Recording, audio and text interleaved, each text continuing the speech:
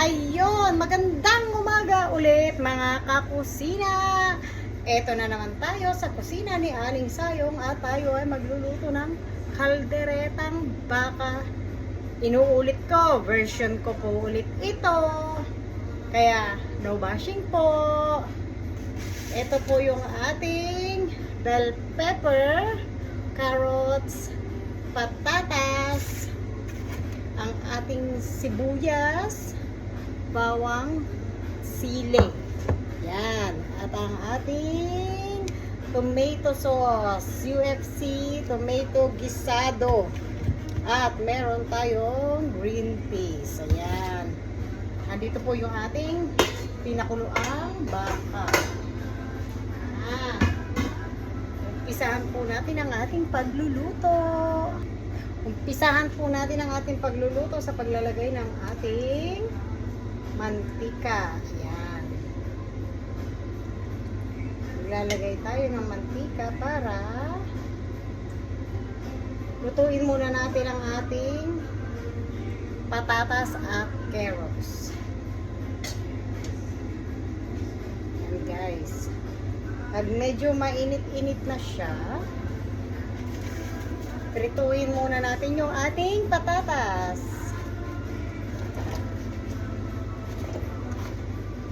Dahil sa madalian to, pagsasabayin na natin ang ating patatas at carrots.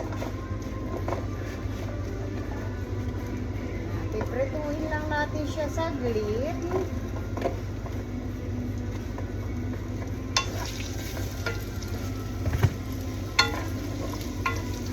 Ang patatas natin guys, hindi natin siya binalatan. Yan. Makikita nyo. Hindi natin binalatan yung ating patatas. Iprituin lang natin siya saglit. Para lang medyo hindi siya madurog kapag ka nagluluto na tayo. Eto na guys, hanguin na natin ang ating patatas at carrots.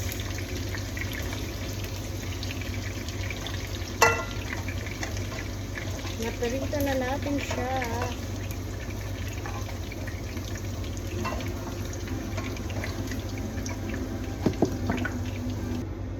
Ayan na guys, yung ating patatas at carrots at pag-uumpisa na tayo mag-isa. Nain ang ating bawang.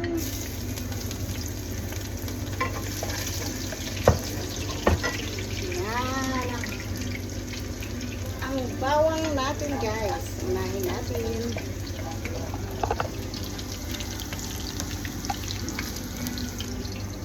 Kapag medyo brown na yung ating bawang, lagay natin ang ating sibuyas.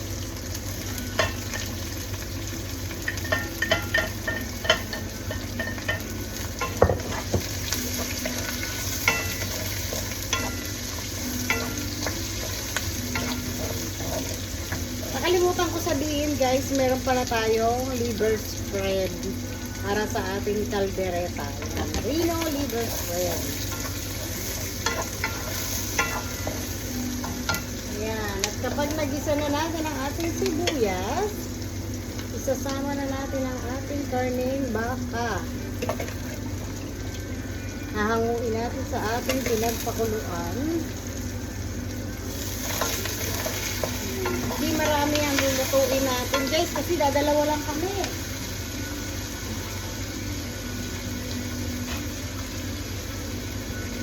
So kaming dalawa lang mag-asawang kakain.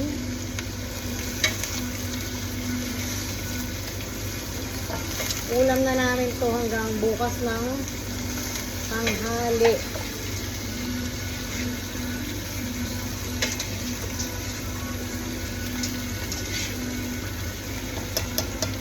Ayan, konti lang guys.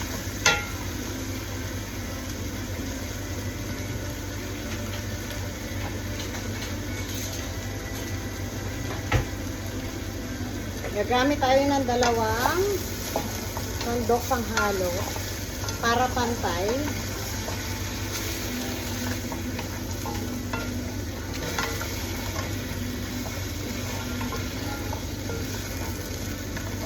Titimplahan lang natin ng konting patis.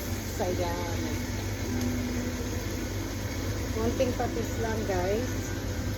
Pampala, para lumasa na agad siya sa karne. Haluin lang natin ng konti. Malambot na guys yung baka natin kasi pinakuluan na natin kanina. Wait lang natin ng mga 10 to 15 minutes na simmer yung konti. Takpan natin konti guys.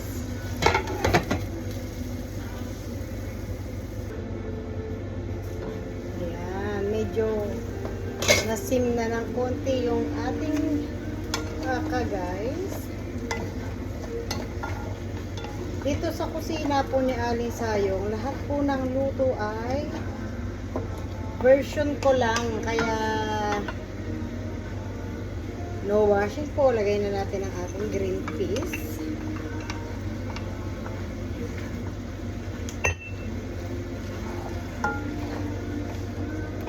Green peas ang ating liver spread.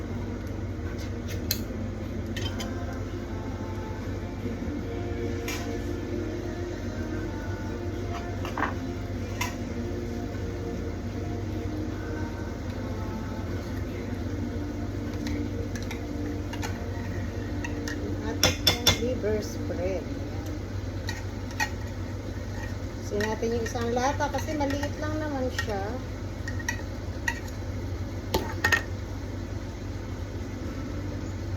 Isang latang liver spread lang po tayo. Tapos haluin lang natin ng konti.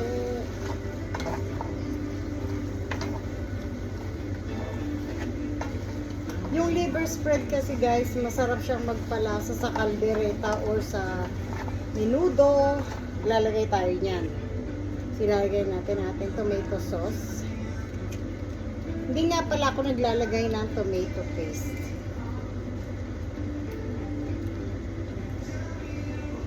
Ayan.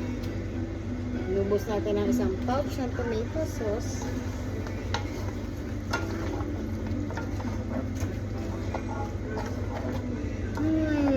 Bango.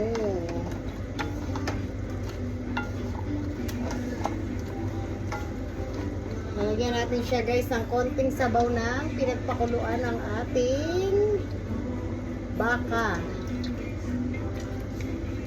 Para masarap ang ating kaldereta. Yan. Kalderetang baka ni Aling Sayong. Naku, nahihimay na yung laman sa sa buto.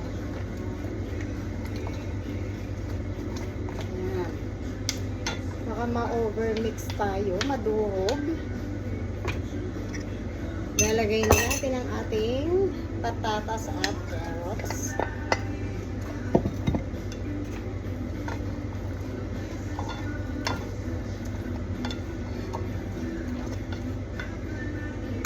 Ang ating sili, pampaanghang.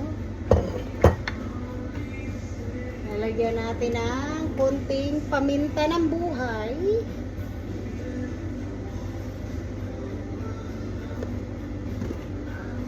At konting garlic powder.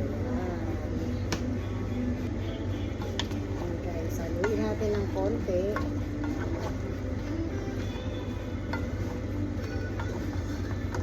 Kasi pagka pinakulong pa natin siya ng konti guys, matutuyo siya. Kailangan medyo malapot lang siya ng konti. Kaya, naragdagan natin ng konting sabaw.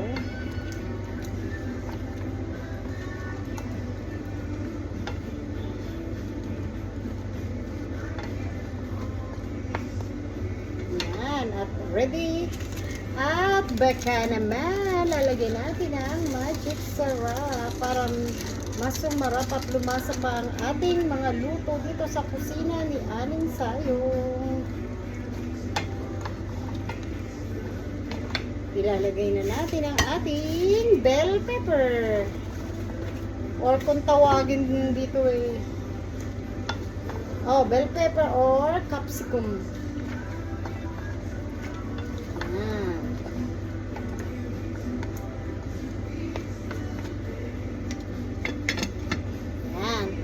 Takpan na natin at wait lang tayo ng mga 5 minutes tapos ready to go na siya. At ito na nga mga kakusina. Ayan. Luto na ang ating kalderetang baka. Ayan. Kung makikita ninyo. Ayan. Oh. Luto na siya. So, tikman na natin. Dito tayo sa ano ba tayo titikim nito? Ito, yan. Tikman natin ang laman ng kaunti. Yan, yung medyo litid. Yan natin ng sabaw.